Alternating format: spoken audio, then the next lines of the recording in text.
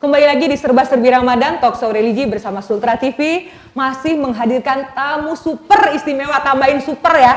Karena di setiap segmen semua apa yang disampaikan oleh narasumber kita itu betul-betul syarat ilmu, syarat nasihat dan syarat inspirasi. Baik Mas Wawan, di segmen terakhir nih ya. Saya ingin bertanya juga, ketika Mas Wawan memutuskan untuk berhenti dari ASN gitu ya, kemudian tanggapan istri gimana? Kalau istri udah pasti mendukung. Mendukung ya. Istri sudah pasti mendukung karena itu tadi alasan pertama adalah alasan keluarga. Dia udah pasti mendukung.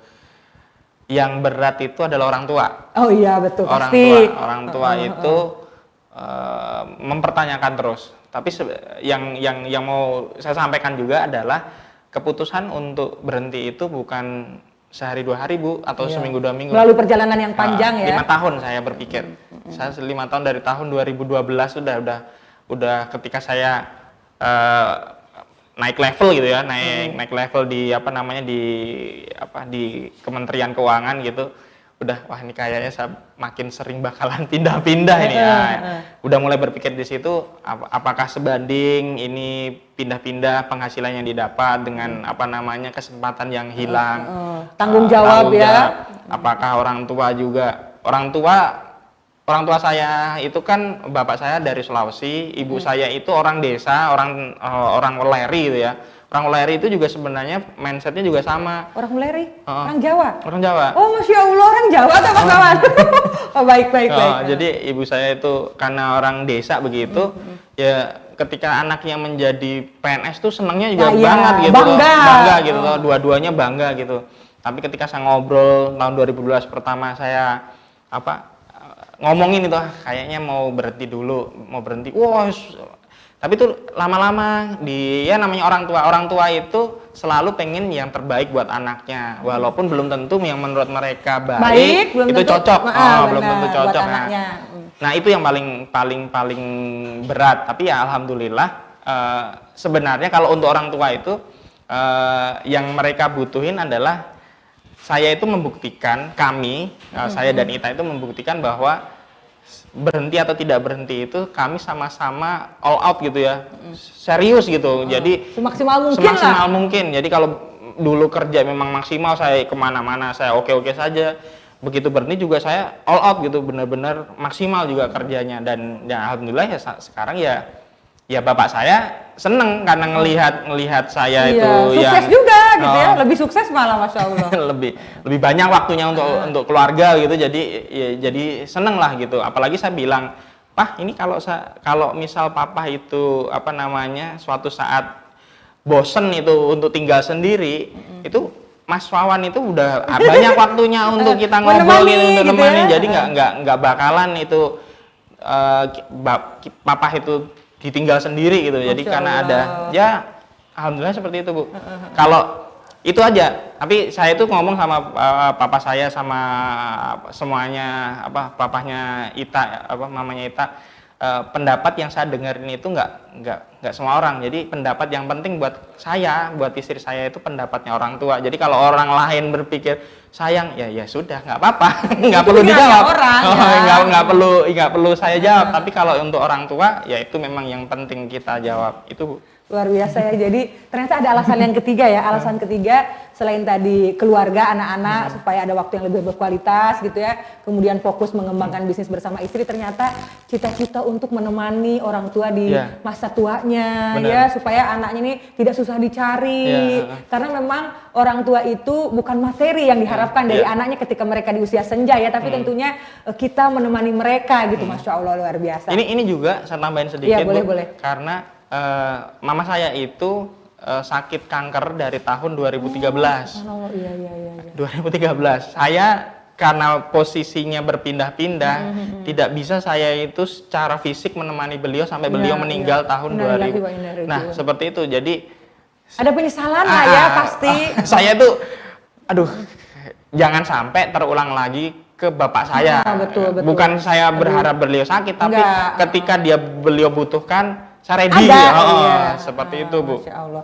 Ada latar belakang ya yang kembali lagi dramatis, tapi ini memang fakta gitu ya. Memang dan mudah-mudahan ini juga menginspirasi pemirsa Sultra TV di rumah, bahwa ketika kita memang sudah sibuk dengan aktivitas kita mencari rupiah, mencari rezeki, kita jangan melupakan orang tua kita karena mereka lah yang sudah mendidik, kemudian mengasuh kita sampai kita ada di posisi kita yang sekarang. Tentunya menjadi tanggung jawab kita kembali merawat mereka seperti dulu mereka merawat kita. Betul. Masya Allah, luar biasa. Benar sekali. Baik, Mas Wawan, tadi sempat di awal segmen bercerita tentang bagaimana perjuangan Aufa melepaskan diri dari hutang gitu ya. Nah, tentunya ini fenomena yang menarik karena apa? Karena biasanya pengusaha, pebisnis itu ada stigma juga yang melekat. Aduh, bukan pengusaha kalau nggak ada utangnya, bukan pebisnis kalau nggak ada utangnya, konglomerat pun utangnya juga banyak. Nah, Mas Wawan ternyata berbeda pendapat dengan hal ini ya. Boleh dijelaskan sedikit? Oke,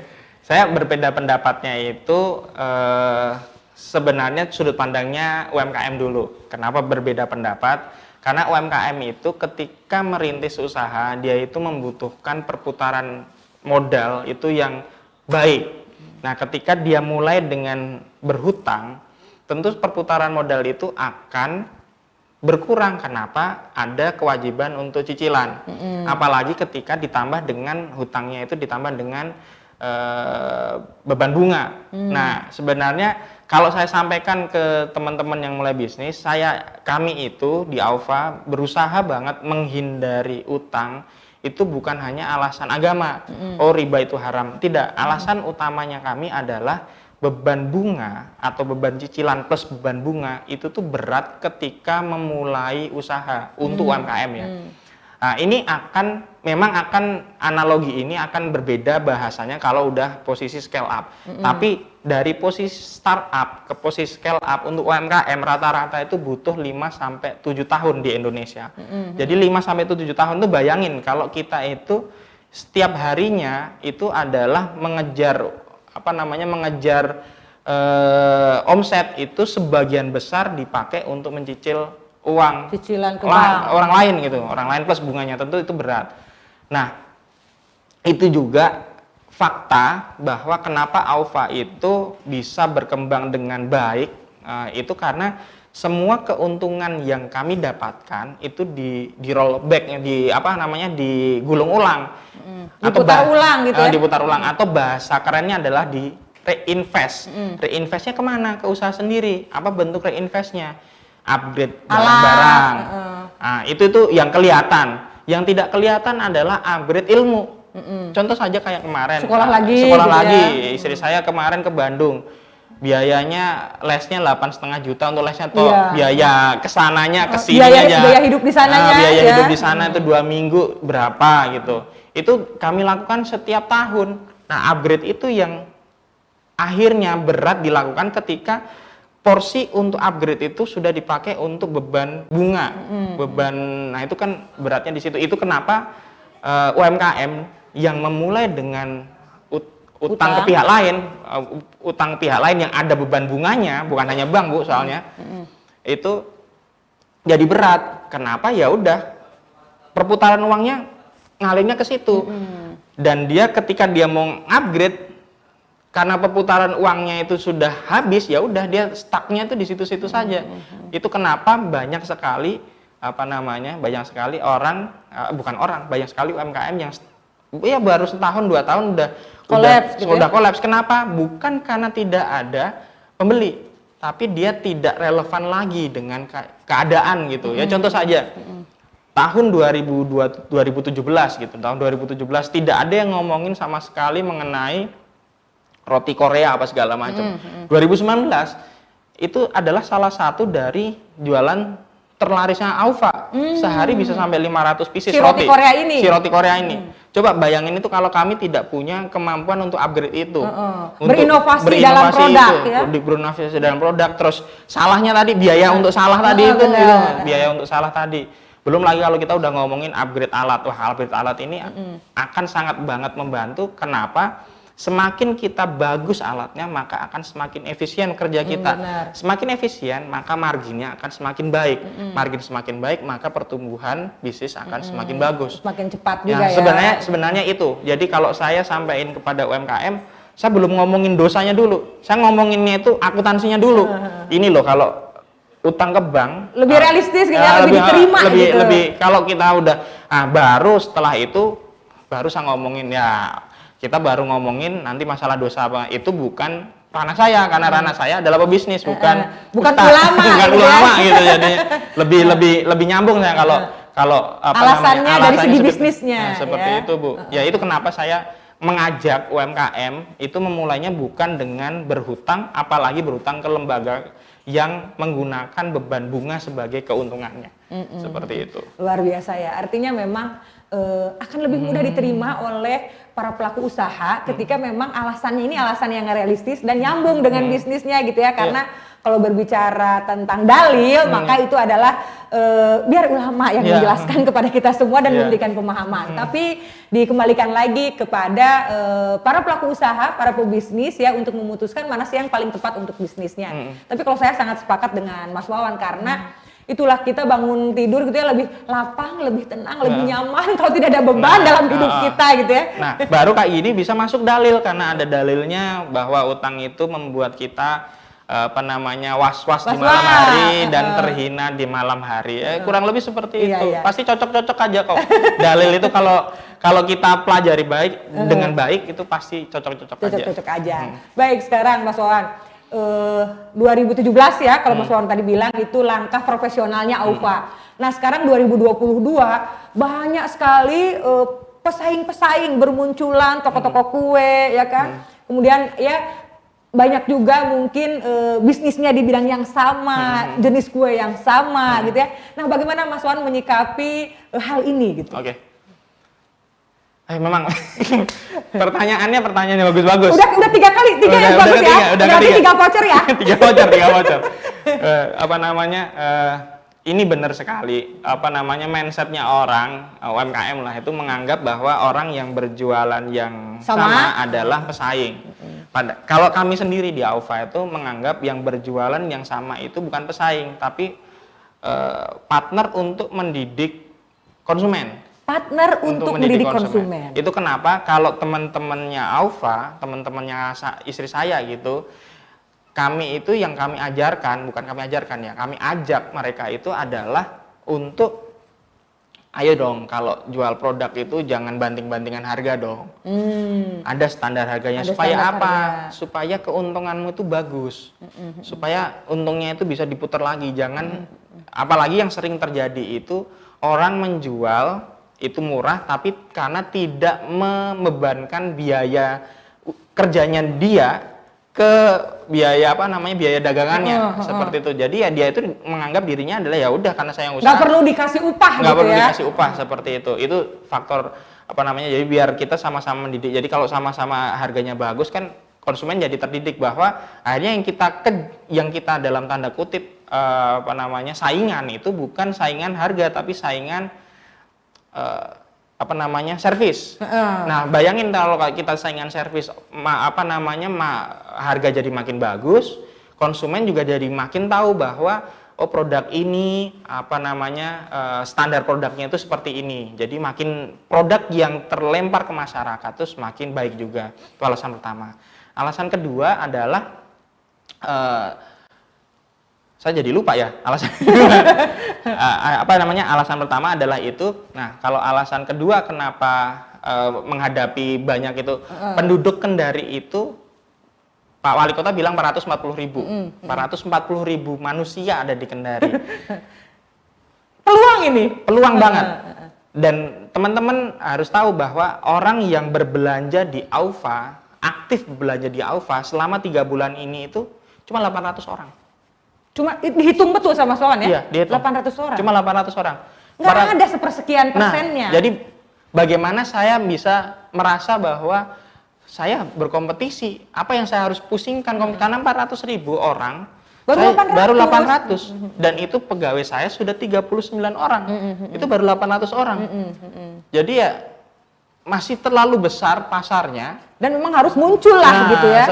Dan kalau ada peluang lain, pasti dia punya pasar lain. Karena memang itu tadi, 440.000, saya baru melayani 800 orang itu untuk 3 bulan ini. Yang aktif belanja besar, nominalnya besar dari 800 orang itu cuma sekitar 20-25%, Bu. Jadi sekitar 200-an orang saja. Sedikit sekali. Sedikit sekali. Pangsa pasarnya luas. Pangsa pasarnya luas sekali. Jadi contoh realnya adalah apa namanya sari roti. Sari roti jualan di sini, padahal dia tidak punya pabrik di sini. Itu bukti bahwa ya memang masih ada pasarnya banyak, masih besar gitu jadi ya. nggak perlu khawatir tidak bisa menjual. Yang harus dikhawatirkan itu bukan masalah pasarnya, tapi bagaimana kita menjualnya.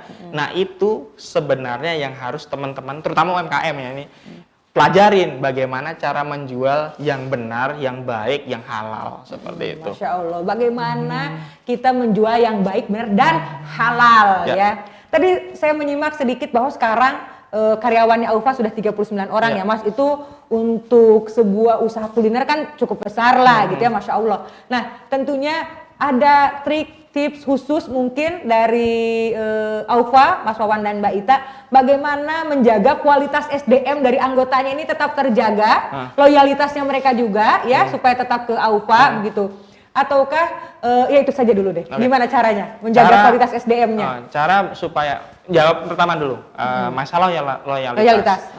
Cara menjaga loyalitas terbaik adalah memberikan fasilitas yang terbaik. Fasilitas yang terbaik. Fasilitas yang terbaik itu apa? Salah satunya tentu saja gaji. Gaji. Yang kedua, sebenarnya fasilitas yang sangat ditunggu, sangat dirasakan oleh tim kita itu adalah perlakuan dari bosnya.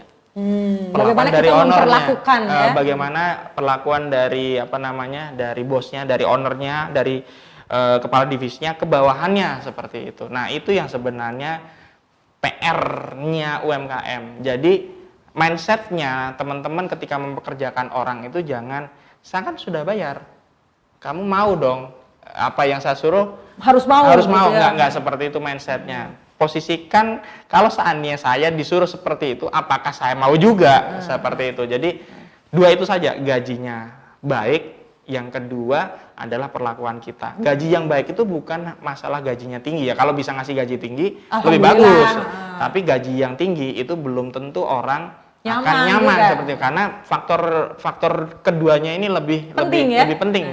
Faktor kenyamanan ketika dia bekerja, terutama masalah dengan atasan, karena banyak sekali atasan itu ya itu tadi mindsetnya kan sudah bayar, jadi ya udah terserah dia mau ngapain. Nah, kurang lebih seperti itu masalah loyalitas. Nah, yang masalah kedua adalah masalah standar kerja.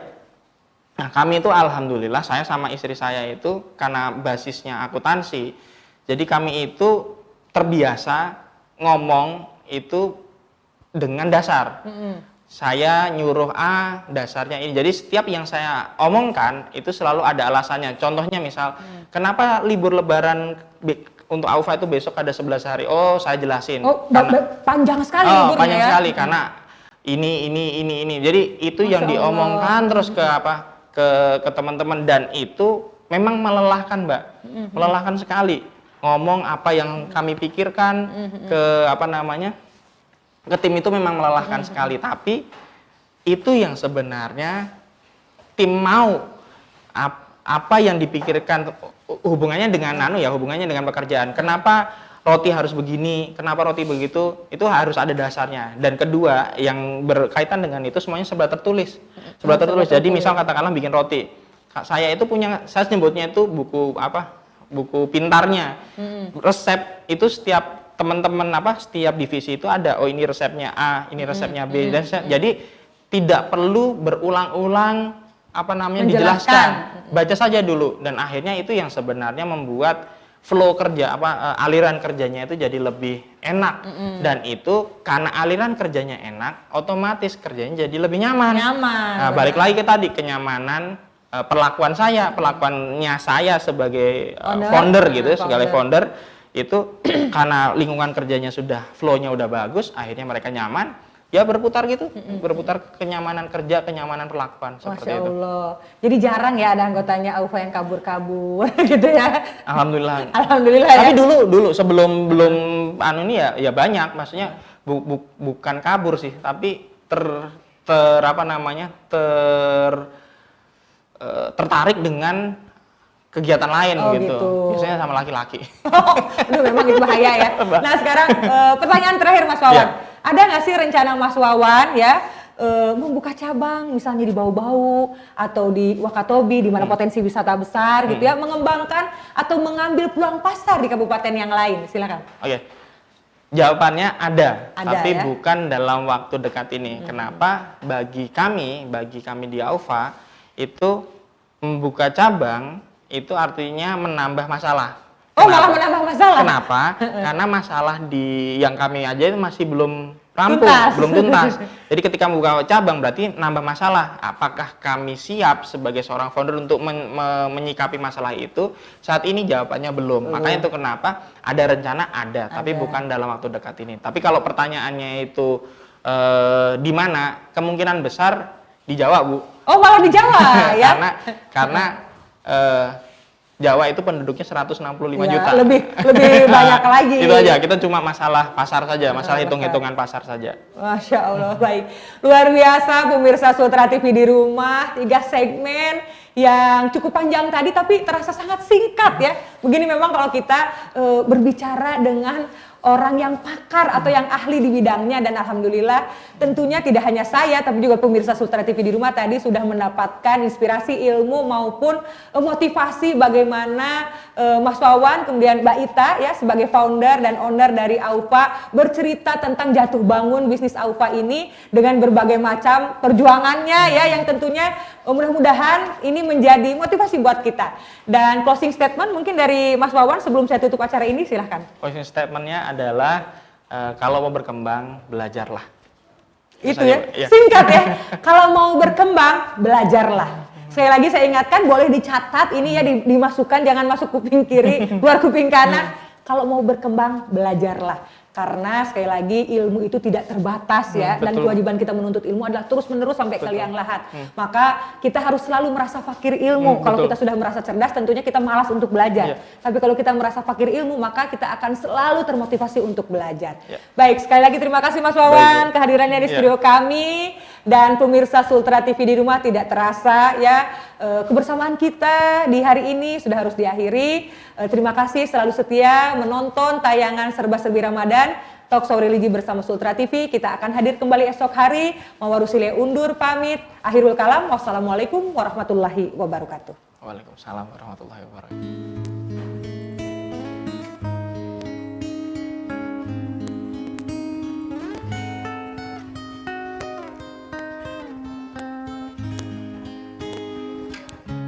Tetap dalam kelam, tiada yang bisa kulihat selain hanya nama-Mu, ya Allah.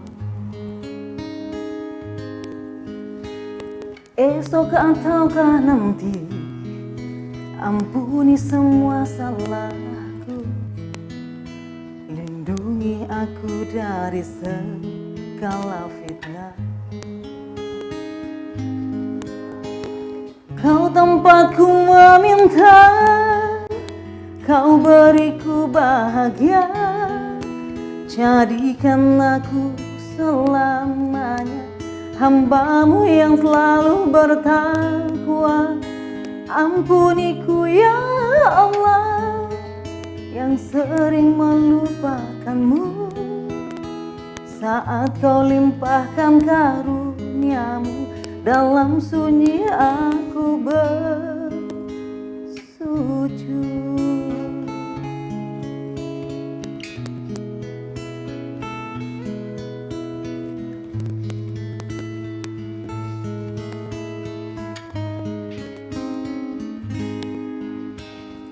Esok ataukah nanti, ampuni semua salahku, lindungi aku dari segala fitnah.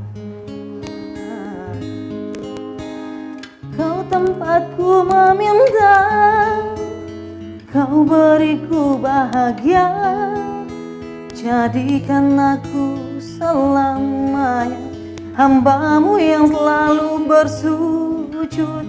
Ampuniku ya Allah, yang sering melupakan-Mu saat Kau limpahkan karunia-Mu. Dalam sunyi aku